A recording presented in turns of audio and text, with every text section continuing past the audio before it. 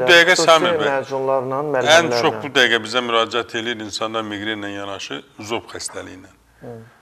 Yəni elə bilginən ki, insanlara təzə çatıb. Açığın deyim, təbii ki, çox sağ olun, Dünya TV-nin də tam səmin proqramının böyük bir xidməti çox var. Yaygınlaşıb, amma çox yaygınlaşıb. Məktəb uşaqlarında nə qədər zob var? Və yaxud da ki, indi insanlar təsadüfən yoxlamaya gedirlər də, müayinəyə keçirlər, müxtəlif şeylərlə qədər. Həyəcanla zəng edir. Doktor, mənim zobum var imiş, mənim xəbərim olmuyor. Nə oldu? Müayinədən keçən zaman bildim ki, düyünlü zobum var və ya difüz toksiki zəhərli zobum var və haşamito xəstəliyim var. Qidaya bağlıdır, ekologiya bağlıdır yoxsa? Məsələn, tutaq ki, endemik zob xəstəliklərinin bir qismində yod çatışmamazlığı mühüm rol oynayır. Ona görə də, məsələn, Yaponiyada niyə azdır zob xəstəliyi? İnsanlar dəniz məhsullarla qidalanırlar. Onlarda heç olmaz. Azdır, çox azdır.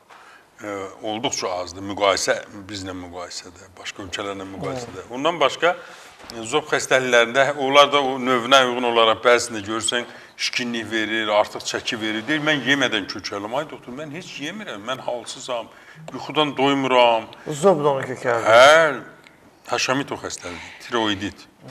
Və yaxud da deyir ki, doktor, mən nə qədər yeyirəm, əriyirəm, arıqlayıram, tərləyirəm, əlim əsir, ürəyim döyünür, gözlərim böyüyür, yuxum gedir, hər şey əsəbləşirəm. Mən nədəndir? O da zobun, dediyimiz kimi, difüz toksik zobda daha çox olur. Yəni, ayrı-ayrı formalarda özünü göstərə bilir. Ancaq çox təəssüflər olsun ki, insanlarımızın yanaşması düzgün deyil. Bəzən görürsən ki, mütləq o biopsiya olunmalıdır. Biopsiya olunmalısan, deyən kimi deyir, yox, ölərəm, elətmərəm.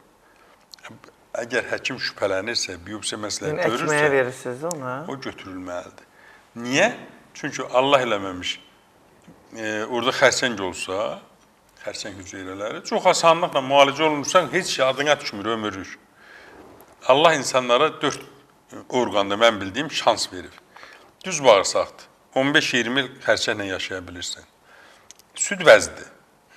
Qalxanvari vəzidir. Bir də prostat vəzidir.